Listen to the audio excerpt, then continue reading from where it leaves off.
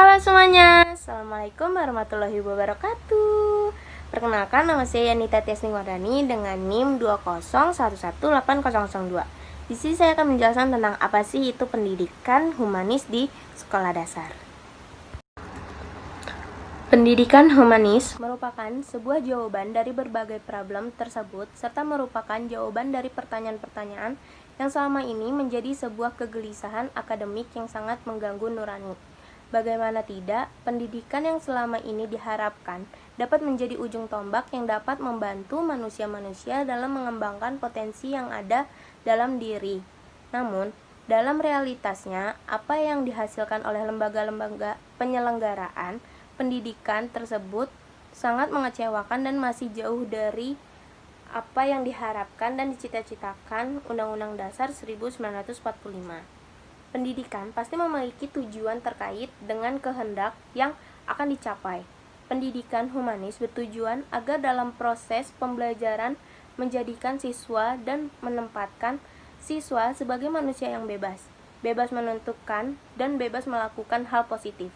Apapun yang dilakukan oleh siswa dalam pandangan pendidikan positif yang bersifat humanis itu dapat dibenarkan sepanjang tidak mengekang hak siswa sebagai individu yang bebas.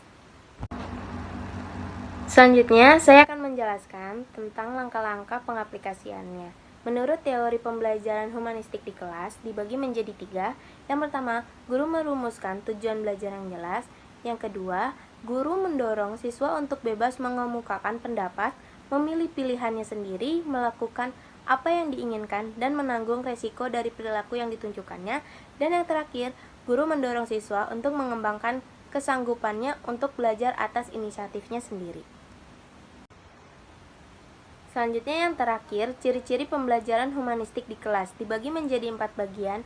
Yang pertama, ada proses pemanusiaan. Yang kedua, memberi kesempatan seluasnya agar siswa mengembangkan diri secara potensi, pribadi, sikap, dan berkembang menuju taraf yang lebih baik atau sempurna.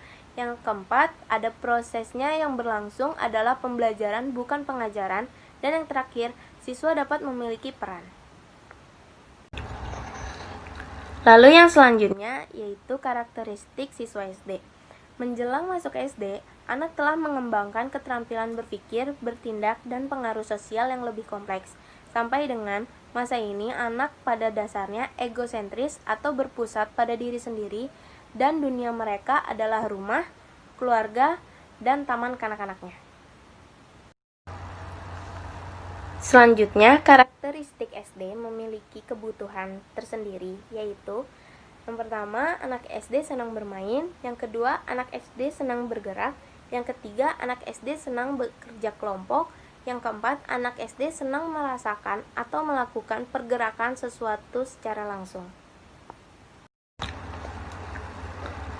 Lalu yang selanjutnya, cara mengimplikasikan karakteristik peserta didik terhadap penyelenggaraan pendidikan dibagi menjadi 3 bagian. Yang pertama, menguasai keterampilan fisik yang diperlakukan dalam permainan dan aktivitas fisik. Yang kedua, mengembangkan keterampilan dasar dalam membaca, menulis, dan berhitung agar mampu berpartisipasi dalam masyarakat. Yang terakhir, karakteristik anak usia SD adalah senang bermain, senang bergerak, senang bekerja dalam berkelompok, serta senang merasakan atau yang melakukan sesuatu secara langsung. Lalu yang selanjutnya saya akan menjelaskan tentang pendidikan sesuai tahap tumbuh kembang anak. Selama proses perkembangan seorang anak, ada beberapa ciri pertumbuhan yang sangat mencolok, yaitu perubahan fisik seperti tinggi badan, berat badan, dan organ dalam tubuh lainnya. Misalnya seperti jantung, otak, dan sebagainya. Perubahan proporsi, misalnya perubahan perbandingan antara kepala dan tubuh seorang anak. Yang kedua, ada perubahan mental. Perubahan yang meliputi memori, penalaran, persepsi, emosi, sosial, dan imajinasinya. Hilangnya ciri-ciri sikap sosial yang lama dan berganti dengan ciri-ciri sikap sosial yang baru. Misalnya seperti egosentris yang hilang berganti dengan sikap prososial. Lalu selanjutnya di sini ada prinsip-prinsip perkembangan menurut Harlock dibagi menjadi 8 poin. Yang pertama, ada dasar permulaan adalah sikap kritis, yang kedua peran kematangan dan belajar, yang ketiga individu, yang keempat perkembangan mempunyai perilaku karakteristik, yang kelima setiap tahap perkembangan mempunyai risiko, yang keenam perkembangan dipengaruhi perubahan budaya, yang ketujuh ada perkembangan dibantu rangsangan, yang kesembilan ada perkembangan dibantu harapan sosial pada setiap tahapan perkembangan. Selanjutnya, pendidikan sesuai karakteristik siswa. Beberapa hal yang perlu dilakukan dalam pendidikan berkaitan dengan karakteristik siswa belajar, yaitu perlu adanya evolusi pemikiran berkaitan dengan belajar dan cara mengajar. Yang kedua, perspektif biologis berdasarkan teori dan penelitian di ilmu syaraf, memberikan wawasan baru tentang otak dan fungsinya. Yang berikutnya, penemuan dalam psikologi kognitif memberikan pemahaman penting tentang bagaimana pembelajaran terjadi di dalam kelas. Yang terakhir, bersama-sama perspektif biologis dan kognitif membantu kita memahami pentingnya kecerdasan ganda, gaya belajar, kesiapan dan pengetahuan, dan yang terakhir metakognisi. Lalu di sini ada peran guru dalam memahami karakteristik peserta didik.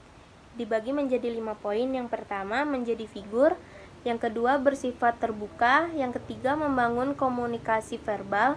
Yang keempat, mengenal tanda-tanda keanehan peserta didik. Dan yang terakhir, berhati-hati dalam menyimpulkan karakter peserta didik. Indikator penting karakteristik peserta didik dibagi menjadi 5. Yang pertama, mengidentifikasi karakter fisik dan non-fisik anak didik di kelas. Yang kedua, mengidentifikasi karakteristik belajar setiap peserta didik di kelasnya. Yang ketiga, memastikan semua peserta didik mendapatkan kesempatan yang sama untuk berpartisipasi aktif dalam kegiatan pembelajaran.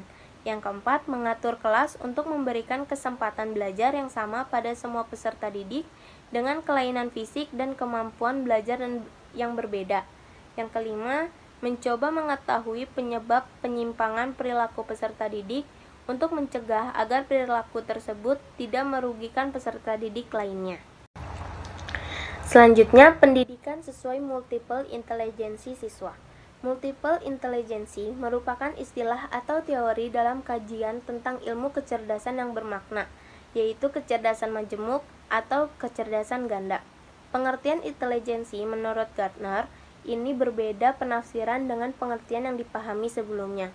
Sebelum Gartner, pengukuran intelijensi quotient atau IQ, seseorang dipatok berdasarkan pada tes IQ saja, yang mana hanya menonjolkan kecerdasan matematis, logis, dan linguistik saja, sehingga kecerdasan pada bidang yang lain kurang diperhatikan.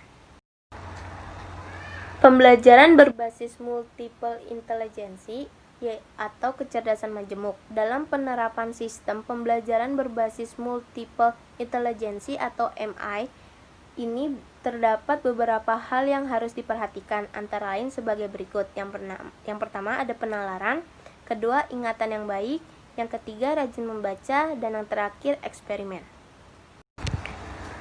Lalu macam-macam model kecerdasan yang bisa memberikan peluang emas untuk dikelola serta dikembangkannya. Menurut Gartner, kecerdasan tersebut diantaranya kecerdasan matematika logika, kecerdasan dimensi ruang, kecerdasan kinestetik, kecerdasan berbahasa, kecerdasan antar pribadi, yang terakhir kecerdasan naturalis.